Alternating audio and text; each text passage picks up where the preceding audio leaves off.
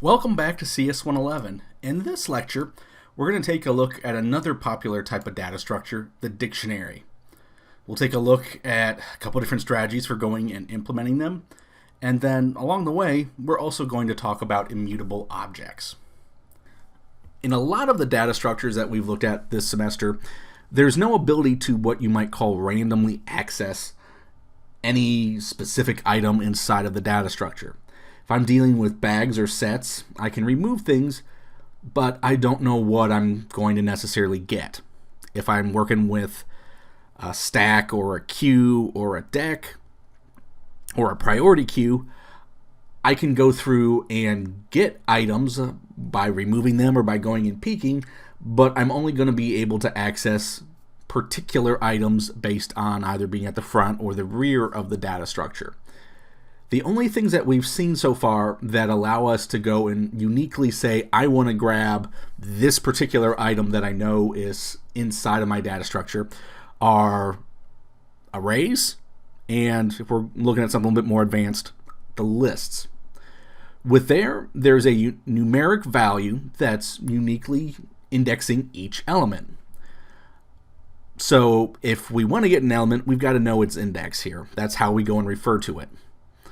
And as we've seen with these, as we go and add and remove items from our arrays or from our numeric indexes, the index that's associated with a particular value can go and change.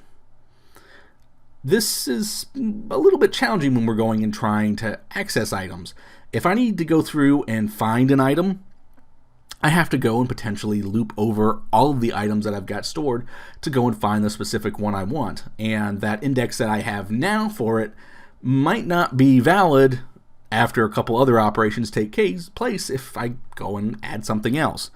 It's just not a great way of being able to go and access specific items if I'm trying to look something up. When we work with data in our programs, it's pretty common to have a situation where we have a piece of data and we need to find some sort of information that's related to it. Maybe I go and have a student's name and I want to go and find their student ID, or the other way around. Or maybe I have an interest in buying a case of Dr. Pepper and I want to know how much that's going to cost. If I was going and storing items inside of a traditional array or list, I'd have to go and search over that entire array or list until I went and found the item that I was looking for. And even then, it might still be complicated. I would either maybe have to have some sort of special purpose item, some sort of object that I'm going through and storing in the list, or maybe I have multiple lists where I can go and store a string in one and a double in another one to keep track of the price and then the name. It gets to be a little bit complicated to go through and try to find things. Key value pairs are really a great solution for dealing with situations like this, where we want to go and permanently tie together some sort of identifier, which is the key, with some sort of associated value. The key is oftentimes going to be a string, but it doesn't have to be. It could be an integer or some other type of object. When we go and want to access a value that we have stored, we need to go and provide the key, and then our data structure is going to use that key to go through the items it has stored to find the one that we want, to go and retrieve it, to go and modify it, to go and remove it, whatever sort of operation we want to perform on that particular item. Dictionaries are the most common way to go and store key value pairs of data. Now, there's nothing technically stopping you from going and creating an array or a list of objects that store key value pairs, but that really is not a convenient way to go and manage that data because we don't get the benefit of being able to readily access items by their key name. We need basically a dictionary to go and do that. When we have a dictionary, everything that is stored in the dictionary has a key, and then there's going to be an associated value. Now, depending on how we go and implement things, it could be that we maybe have the associated value be null, but there is at least a spot for an associated value. Generally, you're not going to allow the key name itself to be null. Just like each of the items in a list has a unique number that goes and identifies it, each of the keys in a dictionary has to be unique. There can only be one of that particular key so that we can uniquely identify the item that it's associated with. And when you have a key, you can only go and associate it with one value, which can be an object, or it could be something like a primitive int or double or something like that. It's important to note that even though you're really only restricted to having, one object, we're saying here, that object could be a data structure. So it could be a list or an array or something else. And sometimes I've gone through and implemented things where I'll go and use a dictionary, and then the dictionary will have a string for my keys, and then I'll have series of lists or even sometimes other dictionaries that are beneath it for going through and storing different pieces of data. But basically, if I go and provide a given key name, there's only one object or one primitive value that I'm going to get back. Now, one thing that you'll see used a lot in a Java context is the term map. And map is essentially interchangeable with dictionary here. The idea is that we're going and mapping a key to an associated value. In Java, there's actually a map interface. So the map interface is implemented by the dictionary abstract class, and its concrete implementations, which include like hash table, and those are an older way of doing things. Those are no longer preferred using the dictionary abstract class or the hash table concrete class. Instead, in Java, what you see preferred nowadays is to go through and use hash maps if you're looking for dictionary style functionality. And this has to do with thread synchronization. It's the same reason why it's now preferred to go and use a deck if you need to have stack style functionality instead of actually using the stack class. It's basically just better performance. So if you're looking at Java and you want to go and use its built-in classes for a dictionary, think hash map when you're trying to go and create a dictionary. Right now, we're not really concerned with what's in Java's built-in implementations for a dictionary. We want to go and design our own. Obviously, we need to be able to create our dictionary, and as we've seen with our other data structures, we'll have a constructor method that will go and do this. We're going to also have a need to be able to put things inside the dictionary, and we'll go and use an add method for this purpose. Now, add is going to be different here than what we've seen with our other data structures in that we always have to provide two values. We need to provide the key and its associated value. I can't just create a key without a value.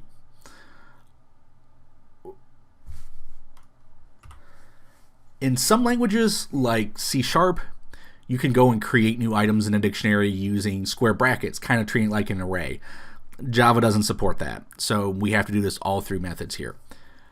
We're going to have our add method throw exceptions in two potential cases. The key has to be unique, so if we're trying to go through and add a new item with a value that already exists as a key in the dictionary, we're going to throw an illegal argument exception. If the values are duplicate, we don't care. Our standard implementation here of a dictionary is fine with duplicate values, just not duplicate keys. And since it doesn't really make sense to go and give a null value as an identifier for things here, we're going to go and throw a null pointer exception if the provided key is, in fact, null. As I've mentioned, normally the key is going to be a string, but strictly speaking, it doesn't have to be. Sometimes I've designed dictionaries where I've used integers as the key, and you could actually go through and do it with other types of like custom objects or things like that if there's a use case that makes sense with it.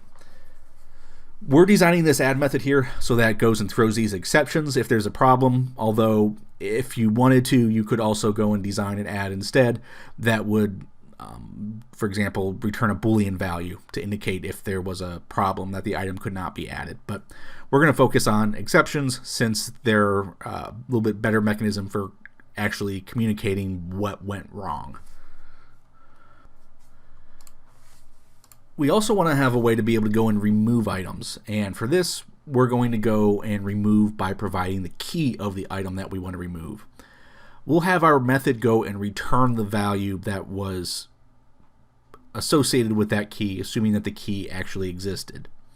Now, with Java's built-in dictionary or map style classes, they're normally set up so that this method will go and return null if the item doesn't exist. But as we've seen earlier in the semester, that can lead to an ambiguity where we don't know if we return null because the item wasn't there or because the value that was actually associated with that key was null.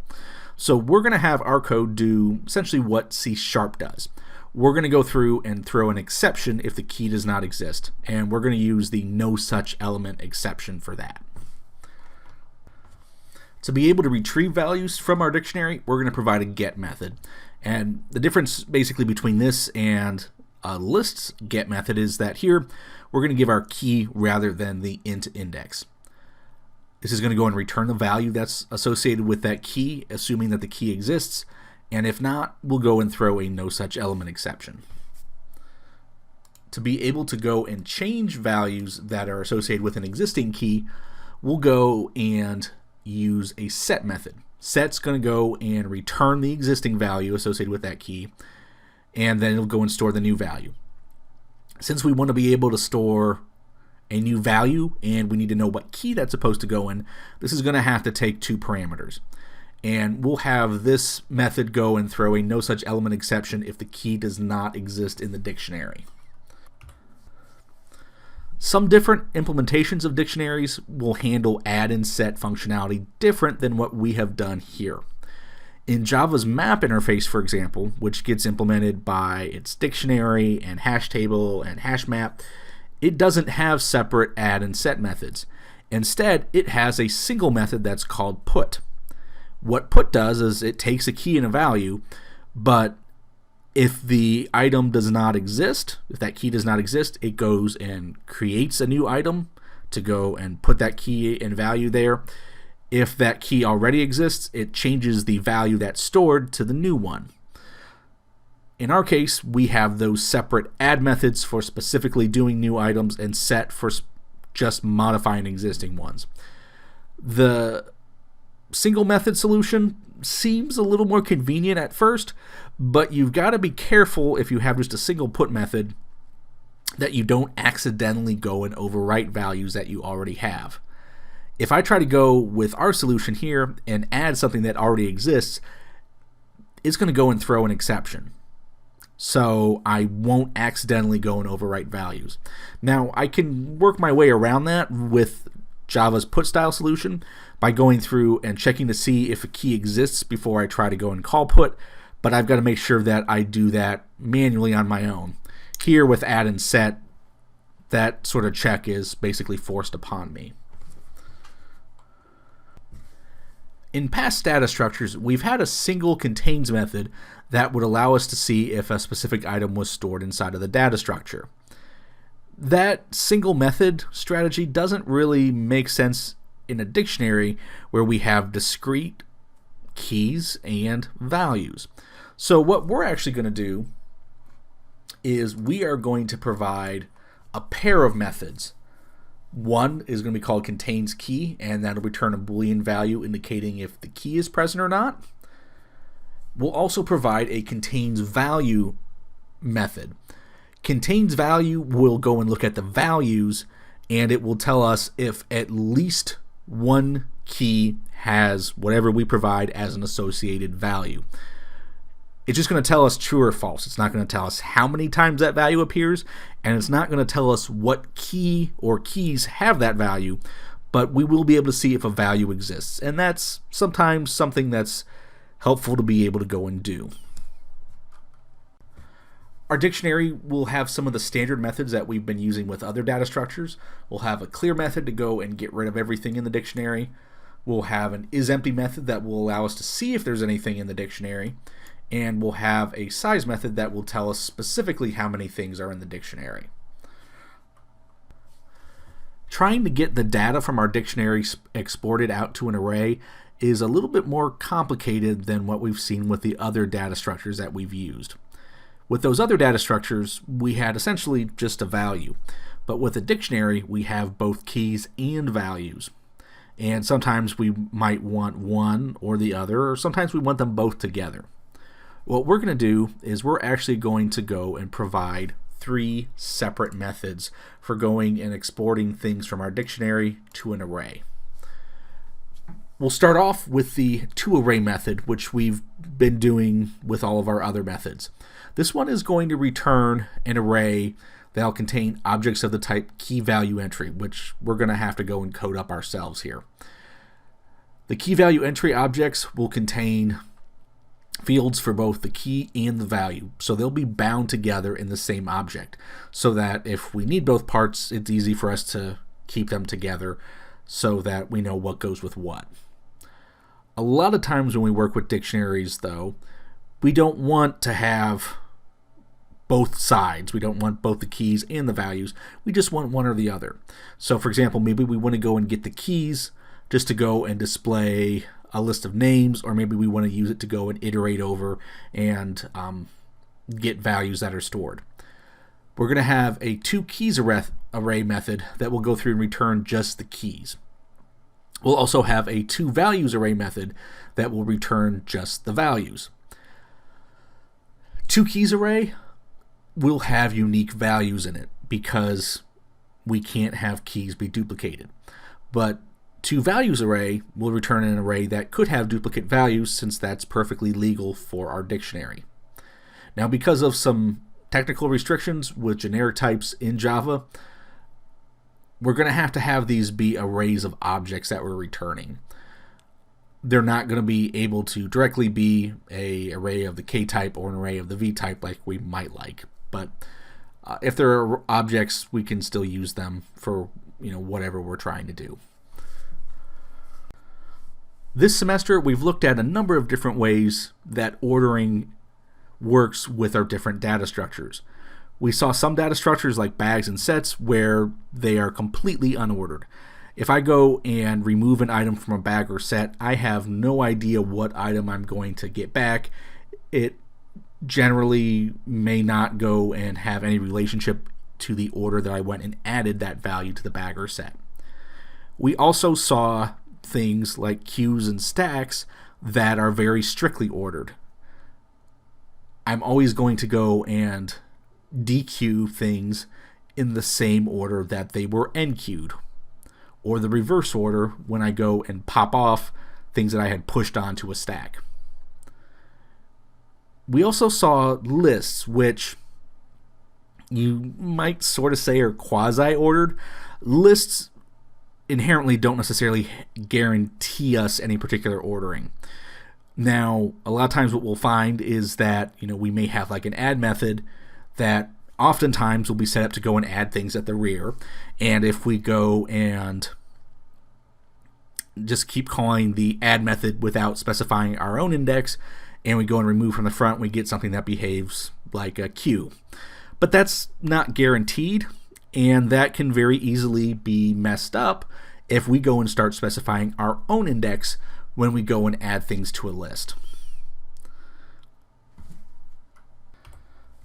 Still, with a list, when we go and take the contents of our list and we go and call our toArray method, the items are going to be ordered based off their index. So there is, may not necessarily be our insertion order, but there is still going to be some concept of ordering of that data.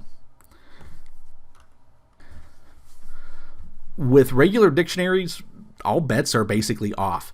There's nothing inherent in the definition of a dictionary that says how we go and store our data internally. I might have things that are sorted by the order that they were added to the dictionary, maybe by the key that they're at, maybe by a hash value, maybe just randomly wherever I decide to go and stick something. There's nothing guaranteed about the order that things will be stored internally with that dictionary, or if I were to go and call the toArray method that we have designed here, about the order that things are going to appear in that. I'll get my data back, but I don't know anything about how the order that's returned relates to the order that it was added. Sometimes being able to keep track of that order is a useful feature. It's normally a relatively rare case where that really matters, but sometimes it does, and a lot of times you'll see that there are special what are called ordered dictionaries that will go through and guarantee that if you iterate over them, it'll go and iterate over them in the same order that the values were inserted into the dictionary. We're not going to worry about that with our implementation, though. Let's go head into Eclipse and see how we can go and code up our own interface for our implementation of a dictionary. Here in Eclipse, I've created a new project to store our dictionary ADT, and let's go and make a new package. I'm going to call this edu.wvu.cs111.dictionaryadt, and sticking with our naming convention. And then inside of there, I'm going to go ahead and create a new interface. And we'll call this dictionary interface. And I'm going to click finish. On our interface, we need to go and specify not one, but two generic parameters. The one is going to be what our key is. The other one's going to be for the value. So I'm going to have a set of angle brackets after the name of the interface. And when you specify multiple parameters, you separate them by a comma. I'm calling my parameters K for the type of the key and V for the type of the value. That's a pretty common naming scheme to go and use when you're working with a dictionary. Let's go ahead and provide some JavaDoc here. So this is an interface for representing dictionaries, and we'll list our name. And then we'll go and explain what the K and V parameters are. So we have the type of key and the type of value.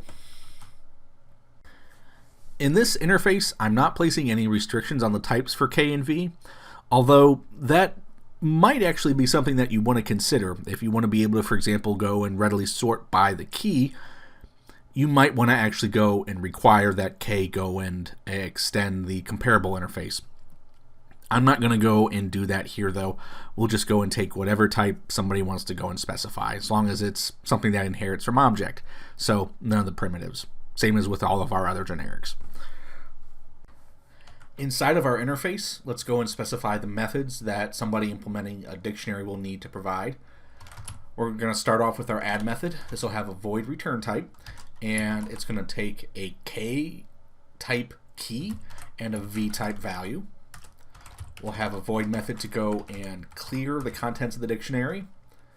We're going to have a boolean to see if our dictionary contains a particular key, and the parameter for this is going to be of type K, and we'll call it key. We'll also have a method that returns a boolean to see if a value is inside of the dictionary. So this one's going to be called contains value, and it'll take a parameter called value of type V. We'll have a get method. This is going to return the value, so the type is going to be V here.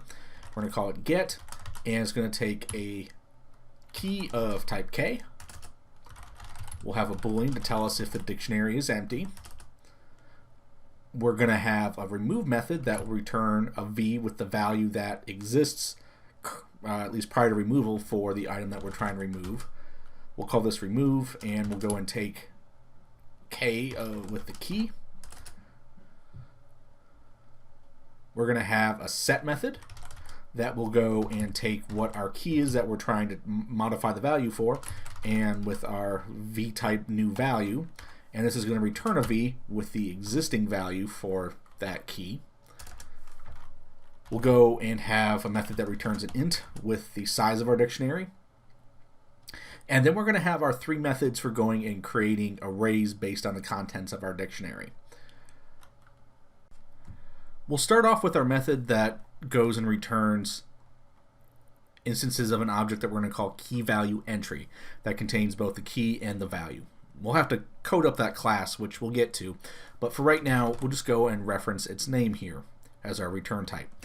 So this method is going to be called keyValueEntry, and it's going to have generic parameters for k and v, and it's going to return an array. And we'll call this method toArray. We're also going to have the methods specifically for returning the keys and the values. Now, I was able to go through and sneak the generics here into the toArray for keyValueEntry here with the generics. I can't quite do the same thing with my other methods. So what I'm going to have to do here is, unless I want to add a parameter, I'm just going to have to return object arrays for toKeysArray and for toValuesArray. The reason why is that I can't go and create an array directly of a generic type, and there's issues when I go and cast things. So I can't go and make this be a k array or a v array easily. It's a little bit different with this keyValueEntry, because what I can actually do there is create an array of keyValueEntry without specifying any of the generics, and then I can cast it to the version with generics. Java will allow me to do that cast. It won't allow me to go through and cast an object array to a k array or to a v array without going through and throwing an exception. So short of actually going and having a parameter that would take an existing array of type k or an existing array of type v, this is the best that we can go through and get for our toKeysArray and our toValuesArray methods. Let's go ahead and provide some JavaDoc for our methods to wrap things up. We're just about done with this interface now. We have JavaDoc documenting all of our methods. This error here that keyValueEntry cannot be resolved to a type will go away as soon as we go and actually create that keyValueEntry class that we'll do here in a little bit. So we don't need to worry about this right now. Now that we've designed the interface for our dictionary, we want to give a little bit more thought to how we actually want to go about implementing it, including how we're going to store our data and how our data might be ordered as it's stored. One of the more challenging aspects of designing a dictionary, beyond figuring out what methods you need, is deciding how you actually want to go and store things in a concrete implementation. There are a couple of different approaches, some involving arrays and some involving linked nodes that we can go through and use. These approaches are all relatively flexible. They have different pros and cons, but they are all compatible with whether we're storing data that's in a sorted or unsorted manner inside of our dictionary. Maybe the simplest approach is to create a pair of parallel arrays.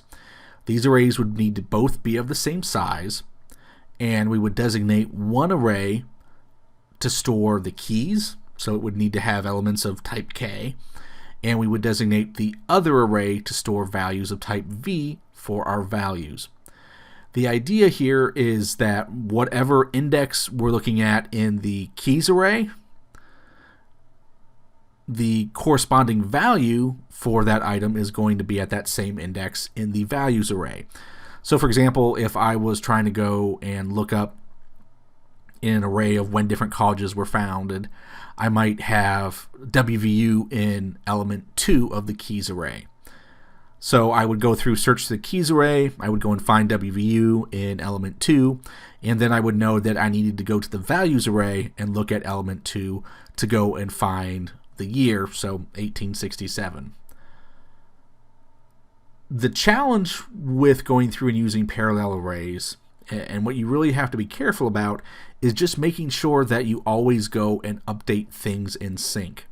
If I go and remove a value or relocate a value from one array, I have to make sure that I do it from the other. Not that I accidentally, for example, go and remove something from the keys array, but forgot to go and make that same sort of change in the values array, and then things get out of sync, because then our relationship between the keys and the values is going to break, and that's going to make our data kind of useless. If you want to use arrays to store your data, The approach that I like better is to go and have a single array where each of the elements is going to store an object that has both the key and value together. So like the key value entry class that we're going to make. This makes sure that our keys and values are always bound together, they always stay in sync. If I go through and remove an element, I'm removing both the key and its value, so I don't have to worry about forgetting to go and update something and having stuff drift out of sync. On the linked side of things, there's two approaches here that you might want to consider. The first would be to go and use nodes, perhaps even the singly linked node and doubly linked node classes that we've already created. Here we could go through and for the object that we're storing in these nodes, just use our key value entry type. This would go and allow us to keep both the key and the value bound together inside of the same node, so we don't have to worry about things getting separated or out of sync.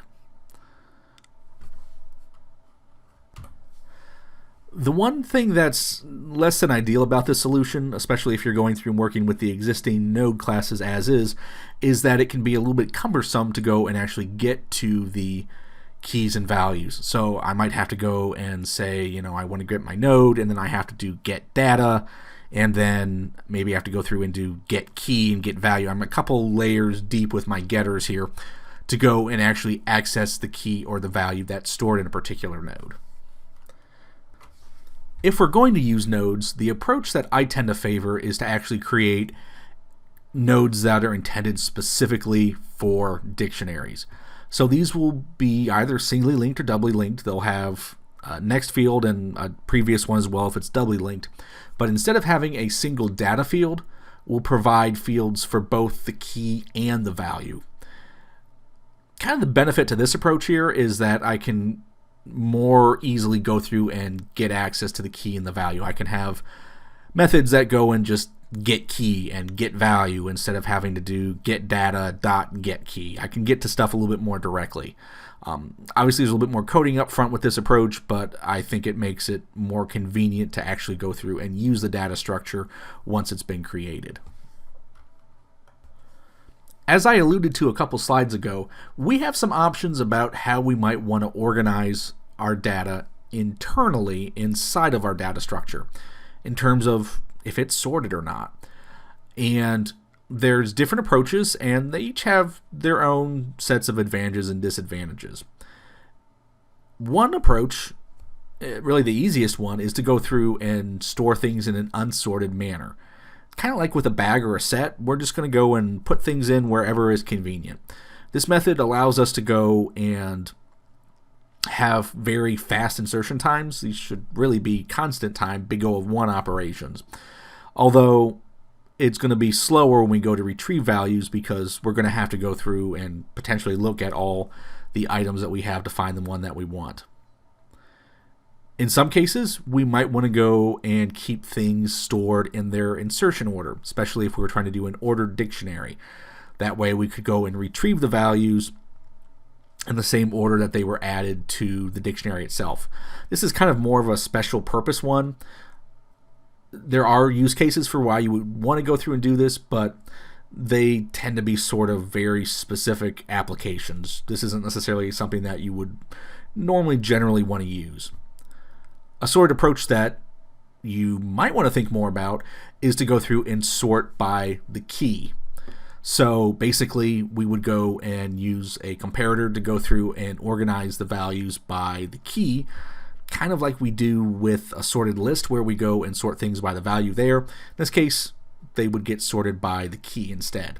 This way, when we're going to retrieve values, we can pretty quickly, especially if we apply like a binary search, get to the element that we want, if it's there, or ascertain that it's not.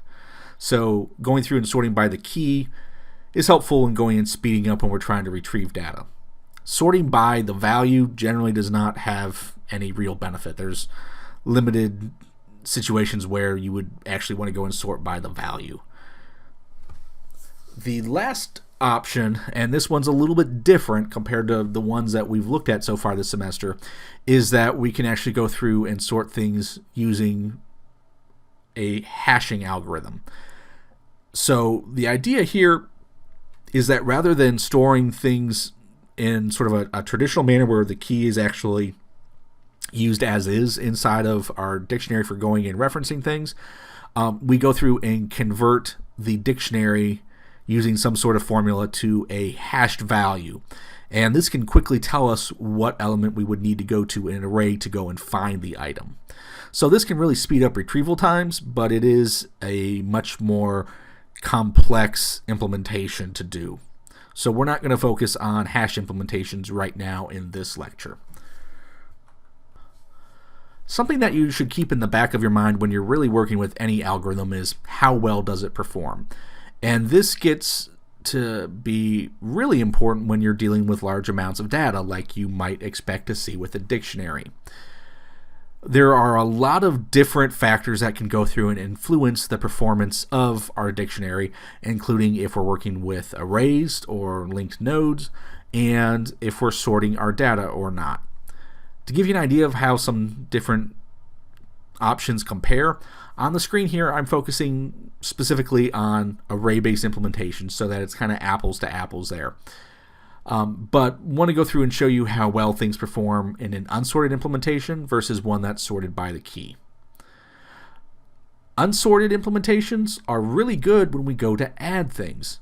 As long as we don't have to go and resize the array, assuming that there's already room available, this is something that can happen in constant time, big O of one time. It just has to go to the first unused element, which will normally be something that we're tracking with our size field, and we can just go and store the value. That's good when we're going and storing things, but if we have to go and retrieve things, we have to go and search through the array to go and find what we're looking for. And because things aren't sorted in any sort of order, we might have to go and look at each item. So if we're trying to go through and remove something, or just to get what's stored there now in terms of just to retrieve it or to go and change it, those operations can require us to go and look at everything that's in the array. So those are going to be linear time operations. They're going to be in big O of n time. As you can see, things are a little bit different when we're working with an array that's been sorted by the key. Going and adding items is slower because we have to go and figure out where we're going to go and actually place the new item, and then we have to go and move stuff out of the way. So if I go and put the new item in the middle of existing items, anything that was in that position or to the right has to go and get shoved out of the way. And that means I might be moving, n items. For example, if my new thing is going to go right at the very beginning in element 0. So adding things is comparatively slow. It's linear time, not terrible, but it's still definitely a lot slower than the constant time that we saw with our unsorted implementation. Removing items from our sorted implementation here is linear time, big O of n, so about the same as with an unsorted dictionary. And essentially the reason why here is we don't want to have gaps in our array. So if we go through and move something out of the array that had stuff after it, we're going to have to go and shift all the later items over. And that's essentially the same thing we would have to do whether it's sorted or unsorted. So we're potentially moving n items with that shift. We're looking at big O of n, or linear time. Where sorted implementations shine is if we're trying to go and find values that are already stored inside the dictionary, but we don't want to actually go and remove them. So we just want to go and retrieve what's in them right now with get, or we want to go and change them to something else where we're going to change the value, not the key, with set. We can go through and use something like a binary search algorithm here since it's already sorted, and that will go and run in big O of log n time. So that's going to run quite a bit faster than linear time. Which approach you want to use really just kind of depends on what you think you're going to be doing with the dictionary. If it's a case where you think that you're going to be just kind of storing data and then maybe going and dumping it back out to a file in the end, maybe going and using an unsorted approach here that just goes and adds items in constant time and then goes and removes them in linear time would work out well for that. But if you're going to go and create a dictionary that you're expecting to come back to multiple times to go and retrieve values, especially multiple times for everything that you go and relative to the number of things that you add, then you might want to start thinking more about going through and sorting. There's going to be some extra cost when you go and add stuff, but you can save a good bit of time every time you go and get the value back. So, it really just depends on the mix of what you're expecting the dictionary is going to be used for in your own program. There's not a one-size-fits-all answer as to what's best. In this lecture, we're going to focus on using an array to go and store the data that we want. And I really tend to favor the approach here where we go and have the key and value together inside of the same object rather than having parallel arrays. Something that I want to show you here as we go and work through this is what's known as an immutable object. So immutable objects are kind of like variables that we might go and declare with the final keyword. Once we go and create an immutable object, we cannot go and change its value.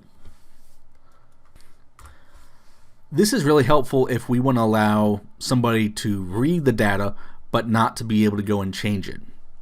We just basically aren't going to give them a way to be able to go and store a new value.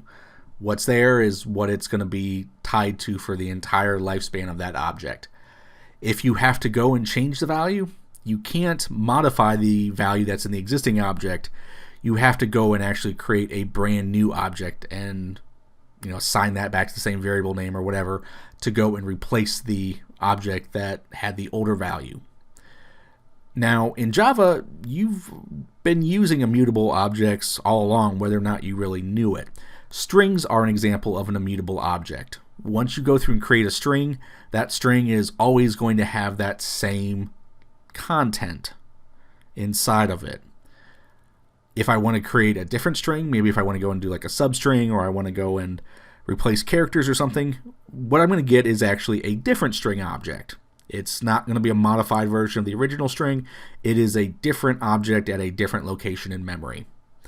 In Java, the wrapper types like integer and double with a capital D are also considered to be immutable objects. When I go and create an integer with the number 1863 in it, that particular object is always going to have 1863. If I want a different value, we're going to end up with a different object being created. With our dictionary implementation, we're going to be using an array containing objects of the key value entry type to go and store the different items that are in the dictionary. We're also going to have a toArray method that will return an array of key value entry objects to represent the items that were in the dictionary. We want to make sure that somebody can't go through call toArray and get all of these objects and then use that to go and modify the values that are actually still in the dictionary. We want to make sure that the items that they get access to are something that they cannot go and change, whether it be the key or the value. We want to make sure that whatever was in the dictionary at the time we went and called toArray is going to remain that. So we actually want to use an immutable object design for our key value entry class.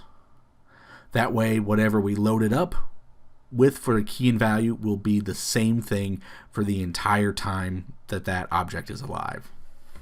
Let's go ahead into Eclipse and we'll see how we can code things up. Back here in Eclipse, I want to go and create my key value entry class. And after giving it a bit of thought, I'm going to go and actually put that in the same dictionary ADT package as the dictionary interface itself. I'm choosing to stick it here because the two parts are really pretty closely linked. So I think it kind of makes sense to go and bundle them together inside of this package. I'm going to go ahead and create a new class, and I'm going to call it key value entry, and I'll click finish. With my class, there's a couple things I want to do right away. First, I need to go and provide the generic parameters k and v so that I can specify what type of key I have and what type of value I have. I want to go and provide some Java doc. So this is going to be a class for representing key value entries.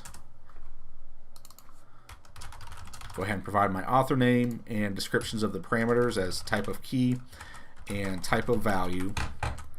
And I'm also going to go and add the final keyword to my class definition here. The reason why I'm doing this is because I don't want to allow somebody to be able to extend this class and then potentially be able to get access to the values that are stored in the fields in it to modify them.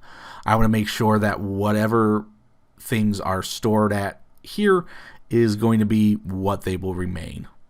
And I don't want anybody to try to work around that. So I'm going to go through and mark this as final. Immutable classes are normally marked as final. Inside the class, we're going to start off by creating two fields. And these are going to be for our key and our value respectively.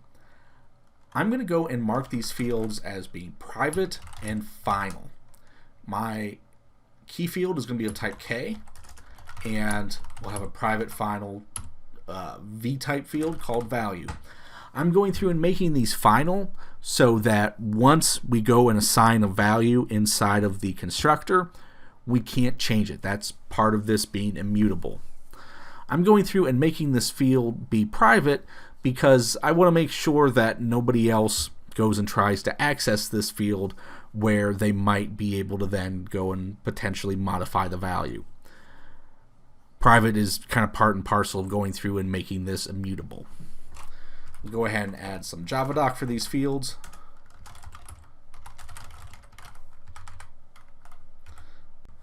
Next, let's go ahead and create our constructor, which will handle going and setting the values of those fields. So it's going to be a public method. It's going to be called key value entry, and we'll take a key parameter of type K and a value parameter of type V. And the only thing I'm going to do inside of this method here is I'm going to go and store those values. So I'm going to say this.key equals key and this.value equals value.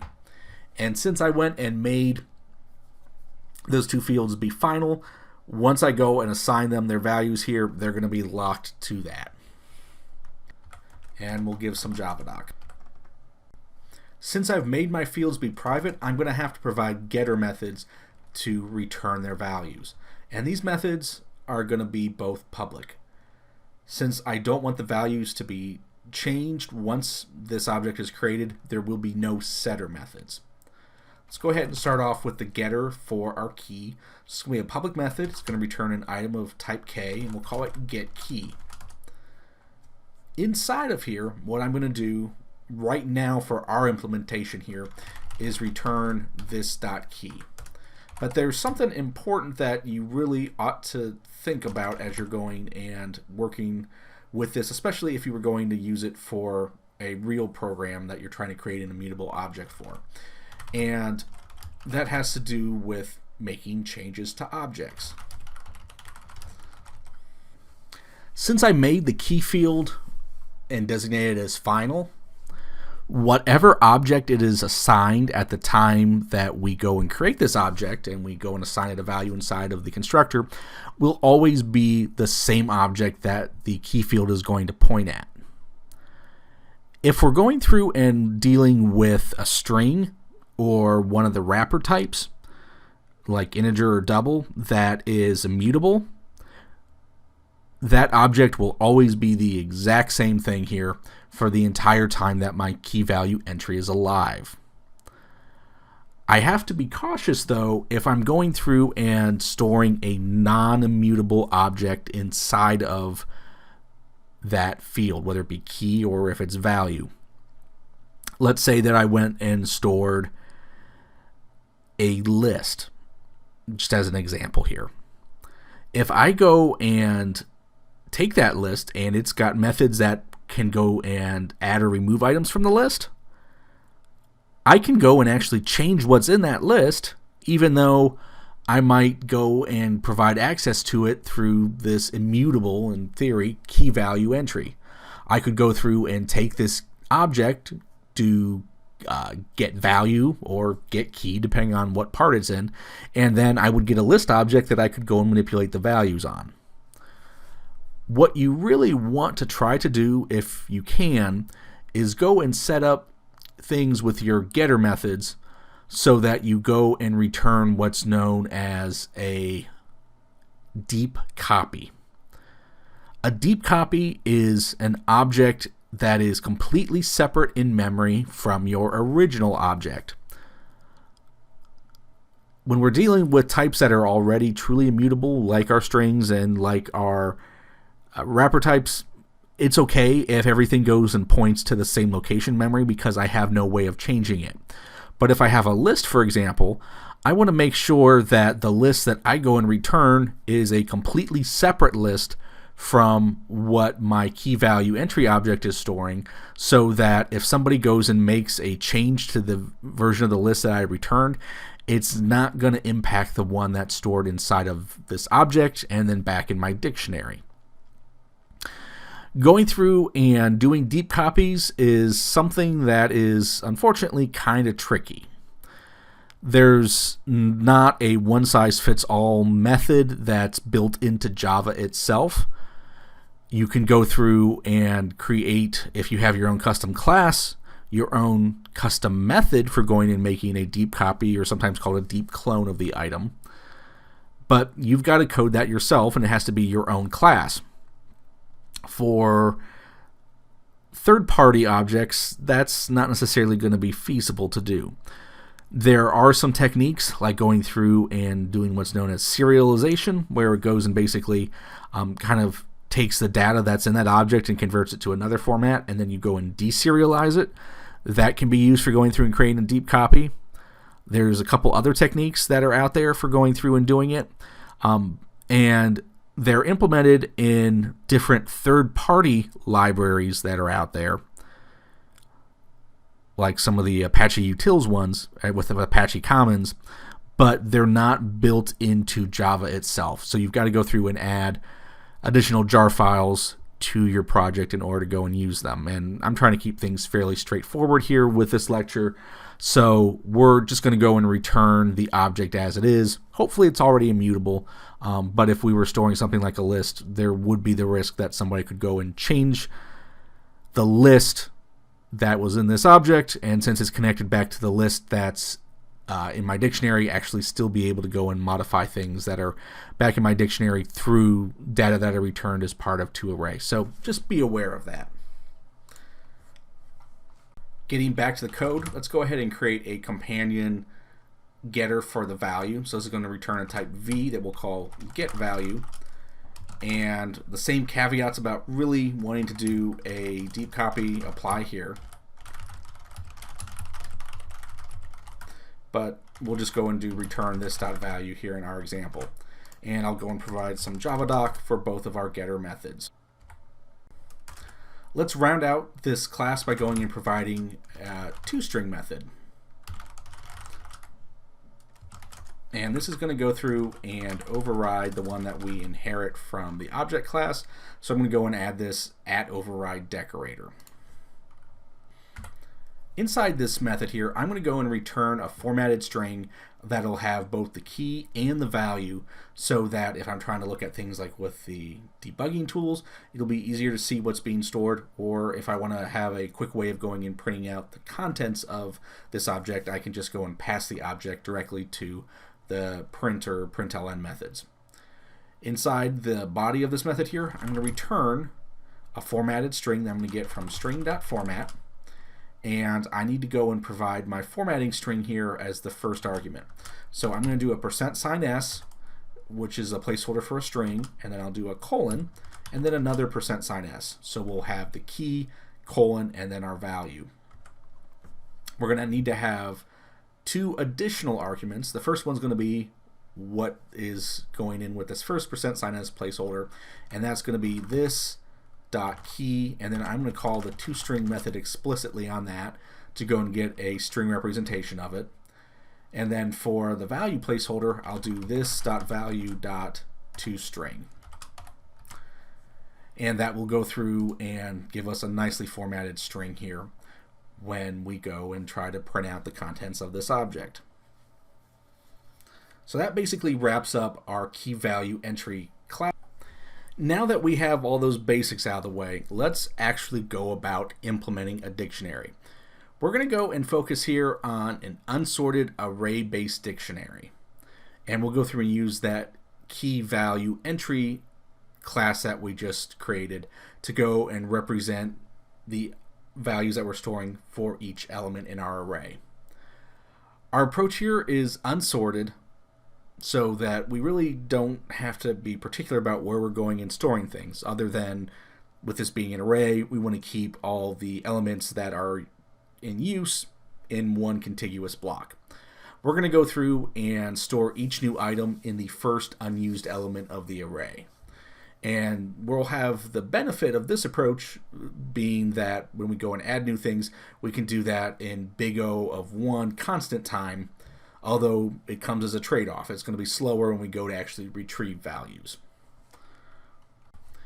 Here in Eclipse, I created a new unsorted array dictionary project for us to use here. And I want to make sure that I go and add the other dictionary interface project to my Java build path so that I can make use of the interface and the key value entry class that we created. I'm going to right click on my new project and go to Properties. We'll go to Java build path and then the Projects tab.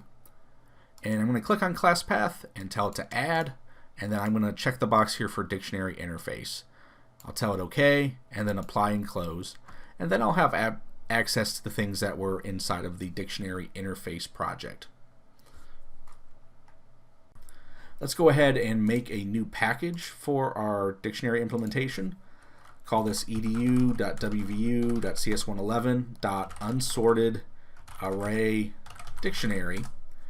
And inside of there, we're going to go and make a new class. I'm going to call this unsorted array dictionary. And we'll go and list our dictionary interface as one of the interfaces.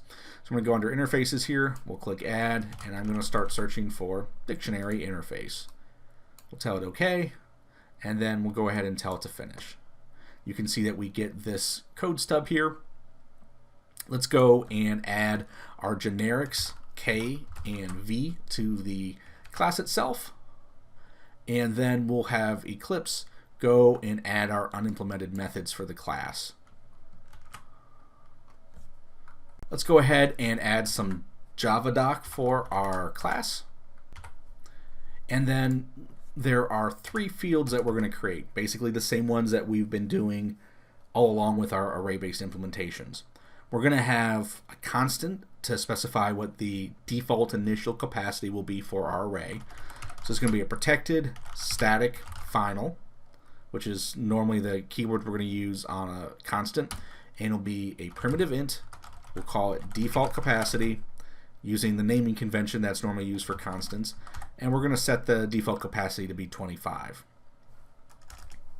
We're going to need to have an array to keep track of our data, make this be protected, and it's going to be an array of key value entry items, and we want to make sure that we specify that generic type with the K, V for our class here. Put some square brackets to designate that it's an array, and I'm going to call this field data. We'll also have a protected int that we'll call size to keep track of how many things are actually in the dictionary, and then we'll provide some JavaDoc for these fields as well. With those fields in place, let's think about what we're going to do with constructors. A constructor is going to have to do 2 basic things. We're going to have to go through and create an array to store the values. And it's going to be a little bit different because of how generics are going to work in this case here. In our previous array-based implementations, like for lists, we created our array as a type of object array. And then we would go and cast it to whatever the generic type was, since we can't go and create the generic type directly. I can't go through and create an array directly of key value entry items where I specify the generic, but I can go through and create an array of raw key value entry objects where I don't specify the generic types, and then I can go and cast that to key value entry where I do specify the generic types. So we'll see how we do that here in Eclipse in a moment, but that's actually what we're going to do with our setup and our casting here, and we're going to store that array in the data field. And then we're just going to go and set our size field to 0 just to double check that it is in fact initialized to that, so that it's clear we have nothing in our dictionary. Let's do the version of the constructor that goes and takes the initial capacity as a parameter first. Just like with our other array-based data structures, we'll also provide a second version of the constructor that just goes and uses that default size that we specified. For this one, we're going to have a public method here, and we're going to call it unsorted array dictionary, and it's going to take one parameter, which will be an int called initial capacity. Inside the body of our constructor, we're going to go ahead and create our array, and we're going to say this.data, which is the field that we've designated for it, is going to be equal to a new key value entry. I'm not specifying the generic types here, and the size is going to be initial capacity. I want to go and cast this so that it actually goes and has the K and V generic. Strictly speaking, I could actually get away without casting, but it's not a bad approach to go ahead and list that here just so that it's really clear what we're trying to do. So I'm going to do this cast here, and I'm going to say that it's going to be key value entry, and here I will have the generics and the square brackets for the array. And then I've got this warning here about an unchecked cast, so I'm going to go through and have Eclipse add a suppress warnings annotation to get rid of that message. We also want to go and set our size to indicate that we have an empty dictionary. So we'll do this.size equals 0 just to make sure that we're going through and setting that, although that's actually the default value for a primitive int field. And then we'll provide some Java doc for this constructor. And we also want to create a constructor that doesn't take any parameters, that's just going to go and use the default capacity that we specified in our constant. So here we'll have public unsorted array dictionary and no parameters, and this one's just going to go and call the other constructor. So we'll do this to go and call the constructor, and then for the initial capacity we want, we'll go and use the constants. We'll do unsorted array dictionary dot default capacity, and then we'll give it some Java doc too. We're going to design this implementation so that it has, at least from the user's perspective, a resizable capacity. And we're going to do that by replacing arrays with larger or smaller ones as needed. If we need to go and expand the array because there's no more spare elements that we can use here, we'll go through, create a new array that is 50% larger than the existing one. We'll go and copy the values into that, and then we'll go and have our data field go and point at that new larger array. The code for going and expanding the array is going to be the same as what we've seen for our other resizable array-based implementations. We'll create a protected method because we don't need this to be externally usable. This is going to have a void return type, and we'll call it expand data capacity. Doesn't need to take any parameters. What we're going to do is determine if the array needs to be resized, and we're going to do an if statement for this. We'll see if this size is greater than or equal to this.data.length, then there's no more spare room. So we're going to go and make a new array that is 50% larger. We're going to take advantage of the java.util.arrays.copyOfStatic method to go and actually make the larger array for us, because it'll create a new array of the correct type.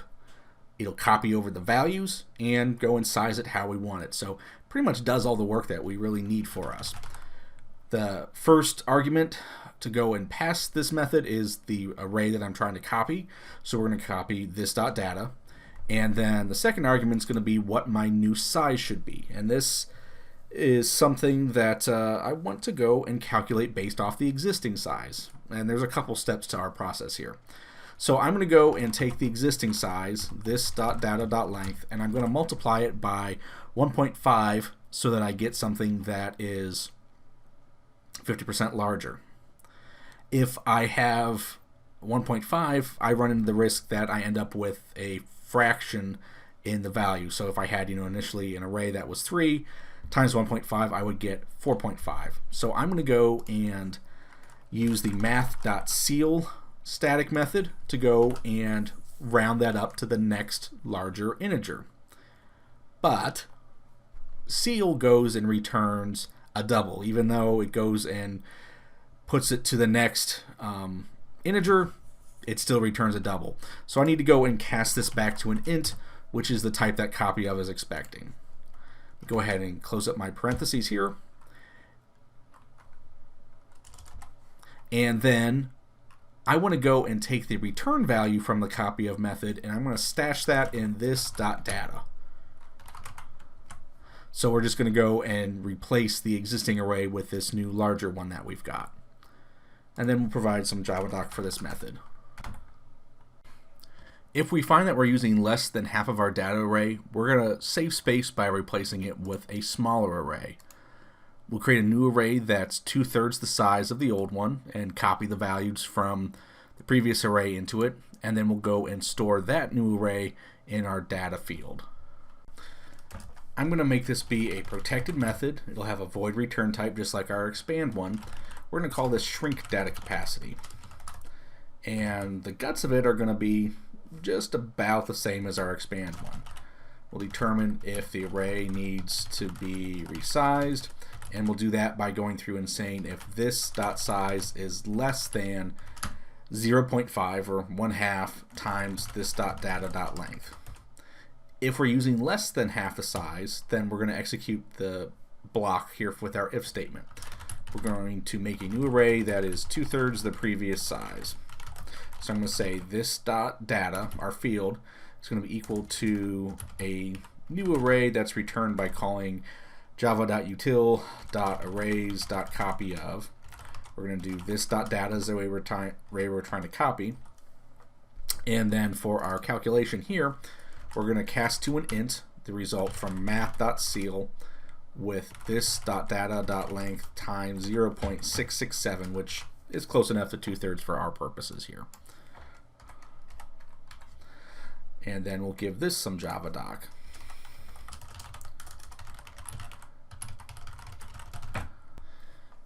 Adding new items to our dictionary when we're using a unsorted array is pretty straightforward. We need to start off by making sure that the key that's been provided is not null. We also want to make sure that the key is unique, that it's not already stored someplace in the dictionary. Assuming those are good, we can proceed to actually adding the item. First, we've got to go and make sure that there's going to be room for that item. And if there's not, we'll have to go and replace the data array with one that is larger. Once we know that we have an array that's large enough, we want to create a new key value entry, a mutable object, that'll store the key and value that we want to place in the dictionary. We're going to put that at the array element whose index is the same as our current size. So you can see here that our current size is 3. We're going to place it at the element 3. And that's going to be our first unused element in the data array. Once we've gone and stored that value, we just need to go and finish things up by incrementing the size field so that we keep an accurate count. Here in Eclipse, let's go ahead and code up our add method. We're going to start by making sure that the key is not null. We're going to say if the key is equal to null, then we'll go and throw a new null pointer exception with the message that the key cannot be null. After we do that, we're also going to go through and check to see if the key is already in the dictionary. So we'll do an if statement here, and we're going to say if this dot contains key, and we'll go ahead and check for key. Then we're going to go and throw a new illegal argument exception with the message that the key is already in use. Once we know that we've got a good key, we want to go and make sure that our array is large enough to go and store a new item. So we'll call the expand data capacity method, and then we'll go and create a new key value entry and store it in the array.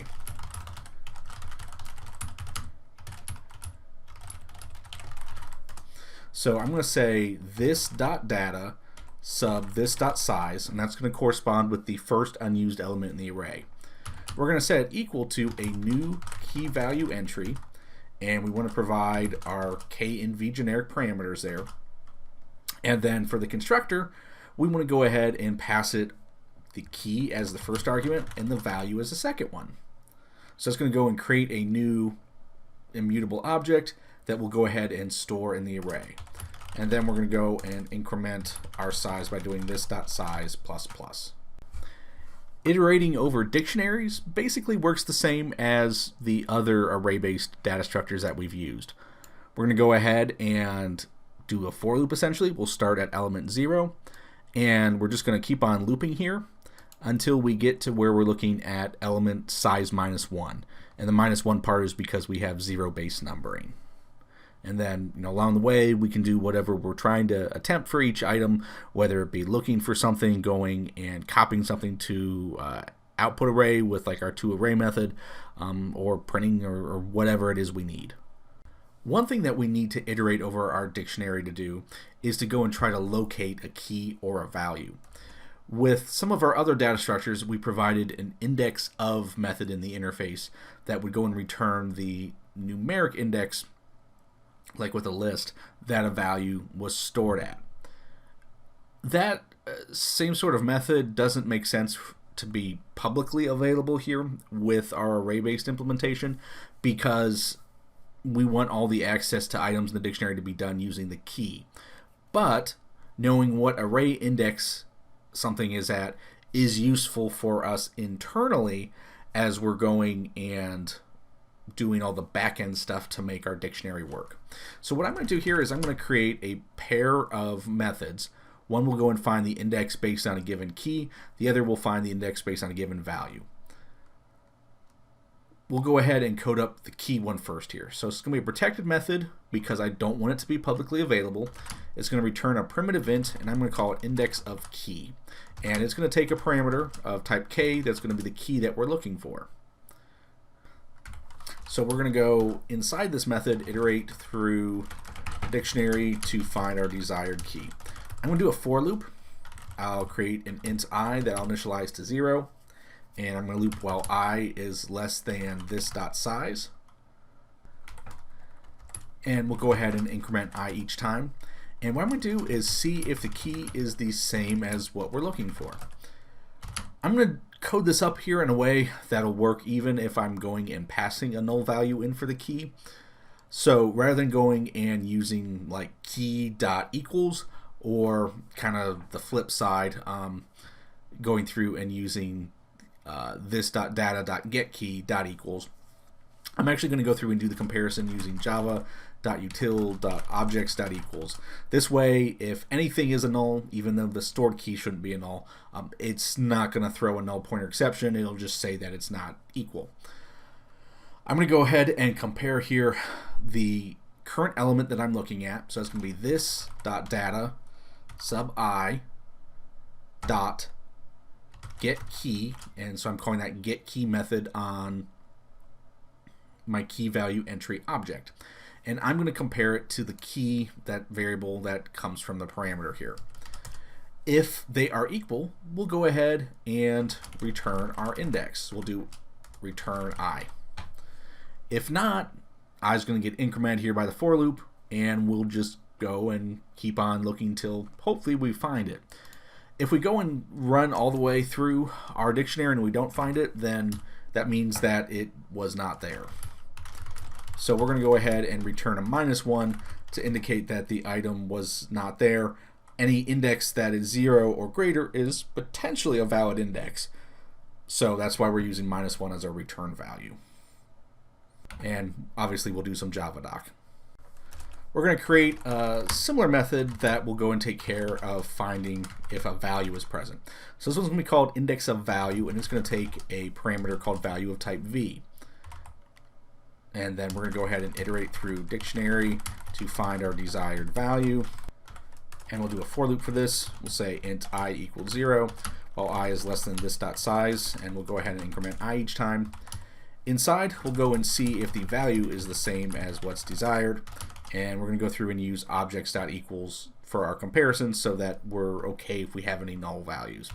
So we'll say if java.util.objects.equals, and we're going to look at this.data sub i.getValue this time, and we're going to compare it to the value parameter there. Then we're going to go ahead and return the index if they are the same. So we'll return I. And again, if we couldn't find what we want, we're going to return -1.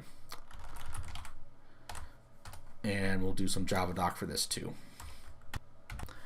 We can use the results of our index of key and index of value methods to go and do the actual work needed for the contains key and contains value methods that are required by the interface, because all we have to do is really just check to see if index of returned a -1 or not. So for contains key, we want to go through and check basically to see if index of key returned -1. So we'll say if index is not equals -1, value is, or in this case here it's going to be key is contained in dictionary. So I'm going to do return the result of the expression this dot index of key, searching for key, and we're going to see if it is not equal to -1. For contains value, we'll do same thing just with value.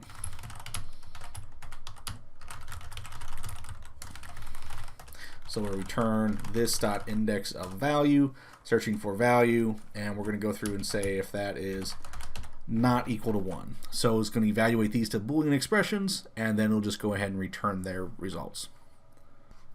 Removing items from an unsorted array-based dictionary is a little bit more difficult than adding them, but not too much. We're going to start off by going and using the index of key method to try to locate the array index where the item we want to remove is located. In this example, we're going to try to remove key B, and index of key tells us that it's in index 1, which you can see here. Once we know where that value is located, we can go to that element and we can store the value that's associated with that key value entry in a temporary variable. So there the value is 2. Once we've got that value safely stored, we're going to go and take the key value entry from the very last element, which is element size -1, and we're going to go and copy it to replace the one that we're removing. This way, we're going to avoid any gaps in our array. It needs to be contiguous. Once we've copied the object from the last element up, we can go ahead and set that last element to null to signify that it's no longer in use.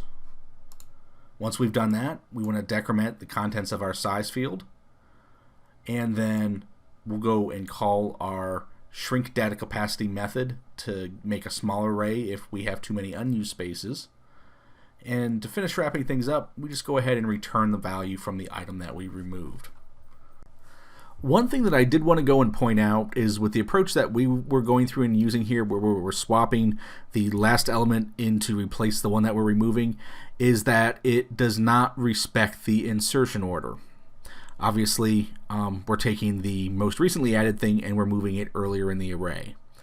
If we do want to go and design like an ordered dictionary that goes and respects the insertion order, when we go and remove that item, instead of going and swapping the last value over, we're just going to have to go through and shift all of the items from that position to the right end of the array, left by one element. Kind of like what you can see going on screen here. That way we'll go and replace that element that way, and then we still end up with everything being in a contiguous group. But unless keeping the exact same insertion order really matters to you, there's no advantage to doing it this way, and it actually has worse performance than just going and swapping the last item over. Let's go ahead and tackle coding up our remove method. We're going to start off by going and trying to find the index where the particular key that we want is located. So I'm going to create this int that I'm going to call key IDX, and I'm going to set it equal to the index that gets returned by calling index of key and passing it my key. I want to make sure that I actually got a valid index, and if not, we're going to go and throw a no such element exception. So I'm going to say if key IDX is equal to -1, I'm going to go and throw a new no such element exception with the message that the key does not exist. And for this, I'm going to have to go and use the quick fix to import that exception type from the java.util package. Once we know that we have a real live item, we're going to go and get its current value. And we're going to stick that in a temporary variable. So I'm going to say here var removed value equals what it is now, this.data sub k_idx, which is the location of the item in our array, and I'm going to call the get value method on our key value entry object to go ahead and get the value that's stored right now. Once I've got that value safely stored in that temporary variable, I'm going to go and swap my last element into the position of the removed element. So I'm going to say this.data sub k_idx is equal to the last position's value here. So this.data sub this.size -1, which is going to be the last actually used element. Then we'll go through and decrement our size. This.size minus. We'll go ahead and shrink the array if we have too many unused spaces.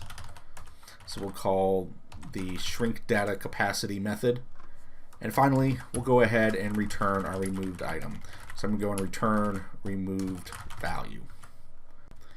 Next, let's look at our get method. This one's going to start off kind of similar to how our remove method did. We're going to begin by attempting to locate our key index using the index of key method. I'm going to create an int that I'm going to call key IDX, and I'm going to set it equal to the return value from this .index of key, searching for the key. I'm going to throw a no such element exception if the key does not exist. And that's where our index is -1. So I'm going to say here if k IDX is equal to -1, then I'm going to go and throw a new no such element exception with the message that the key does not exist. Same stuff that we were doing with our remove method. The difference is what happens next. Here, we're not trying to actually remove anything. We don't need to go and shift values around or anything like that. All we have to do is go to that index in the array, get its value, and return that. And we can actually do that part all in a single line of code.